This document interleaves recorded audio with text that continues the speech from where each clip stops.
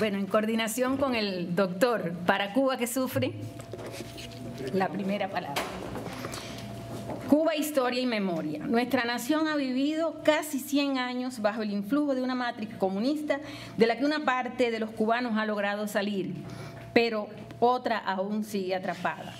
Desde que los criminales y truhanes llegaron al poder en 1959, comenzaron a decretarse en la isla todo tipo de ordenanzas. Estaban encaminadas a lograr el sometimiento por la vía de la obediencia tolerada, esa que de una manera sutil hace que el individuo acepte las mordazas y los grilletes mentales, creyendo que esa es la mejor opción para la vida.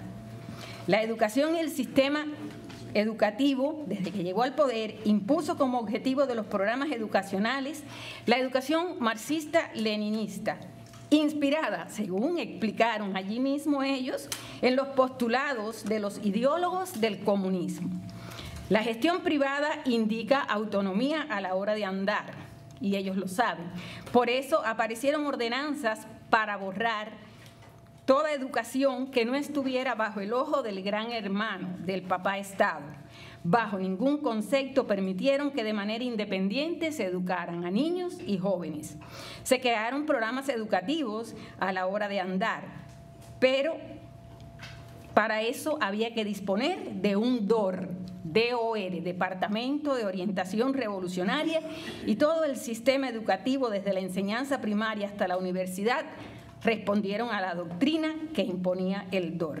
En ellos no hubo cabida para la fe y la creencia. Con el cierre de colegios privados y la persecución a religiosos, sacaron la creencia y la fe de la vida de los cubanos. Sin que se dieran cuenta, los maestros y profesores fueron perdiendo la posibilidad de acceder a conocimientos que no estaban permitidos por las autoridades previamente. Los libros de enseñanza que existían hasta ese momento fueron enviados a las hogueras y junto a ellos los materiales de estudio y trabajo de maestros y profesores. Al expulsar del país a hombres de fe, también las iglesias y lugares de culto se cerraron, y lo menciono mucho porque esto forma parte de la idiosincrasia del cubano. Muy pronto los dirigentes del país, bajo la eterna vigilancia del DOR y las órdenes del órgano político del país, con Fidel Castro como máximo jefe, designaron a los comisarios políticos para dirigir la educación. Todos esos comisarios políticos son responsables directos de este proceso de experimentación que comenzó en Cuba, porque la educación en Cuba durante años ha sido un campo experimental del totalitarismo. Los laboratorios más infames fueron las escuelas en el campo, pues la separación de los padres y los hijos abrió la posibilidad de que los menores de edad quedaran a merced de educadores, quienes, por cumplir el plan de la enseñanza, pusieron en la mente de los niños y adolescentes las ideas y los modelos de personajes asesinos, criminales y fieles al ideal comunista. Vale mencionar el nombre de algunos de esos modelos impuestos, que además de Fidel y Raúl Castro, engrosan las filas con el odioso nombre de Ernesto Che Guevara, así como aquellos repulsivos inventores del comunismo en la URSS, por citar algunos ejemplos, los infames Lenin, Marx, Engels. Y ellos todos se convirtieron en personajes de adoración y veneración junto a otros comunistas que se fueran antojando a los mandantes en Cuba. La nueva ideología impuesta entró en contradicción con la de los mayores y comenzaron las confrontaciones entre padres e hijos, la falta de respeto a los mayores y el uso cada vez más precario del lenguaje. En lugar de la educación alcanzar mayor calidad, el proceso derivó en una baja educación e instrucción en todas las enseñanzas. Durante más de 60 décadas, el constante miedo e inseguridad por temor a no actuar en el marco de lo políticamente correcto fue convirtiendo a los cubanos en seres donde la conducta cotidiana es la doblez, ese término que casi todo el mundo identifica como doble moral. A finales de la década del 80, uno de los delirios de grandeza y luego de haber cacareado la idea de que Cuba era una potencia médica, Fidel Castro anunció que el país debía lograr un lugar cimero en la educación. Lo que vino después fue llover sobre mojado.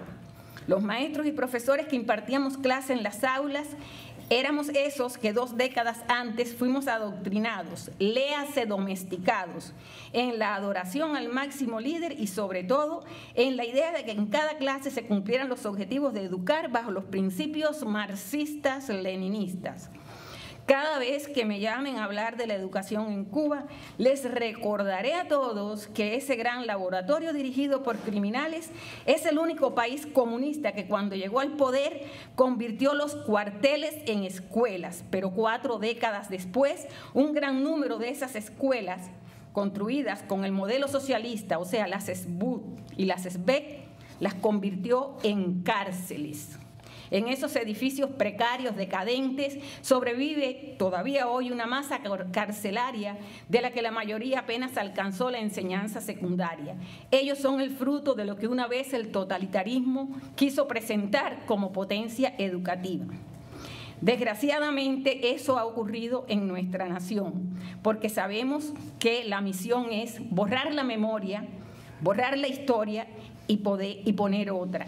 Y en más de 6 décadas de totalitarismo, en la medida que borraron, ocultaron o tergiversaron la verdad, impusieron otra.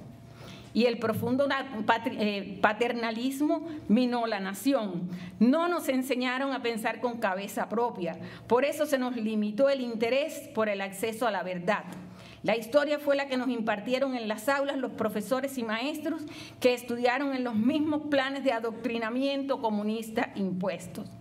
Sobran ejemplos de cuánto se ha degradado la nación, en la que a eso se le suma la introducción del idioma ruso en las aulas, la imposición del arte, la cultura y la música del campo socialista y la eliminación lenta de nuestra tradición, de nuestro folclore, de nuestra verdadera historia. Muy cerca de cumplir 70 años de la imposición de un sistema comunista, vemos que cada día va peor y sabemos que nadie espera nada bueno, puesto que eso es lo que genera la doctrina comunista: mentira, corrupción, dolor. Se necesitan fuerzas y ánimos para contarle a nuestros hijos y nietos que hay un camino y estamos a tiempo de rescatar nuestra historia, mucho más en este cambio de época que vivimos y que no excluye a la nación cubana donde quiera que esté.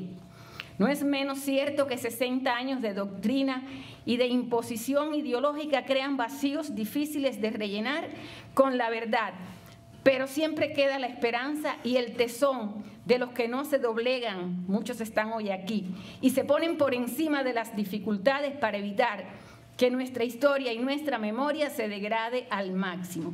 Que sea este encuentro de hoy un espacio para llamar a los cubanos, los que están aquí, los que nos ven por internet, los que luego acceden al video, para llamarlos a todos a no dejarnos arrebatar la historia, la esencia verdadera, y a dar pasos definidos en el rescate de nuestra herencia, de nuestra historia, de nuestra idiosincrasia y de nuestra educación con los valores que nos enseñó, que nos inculcó el maestro José Martí.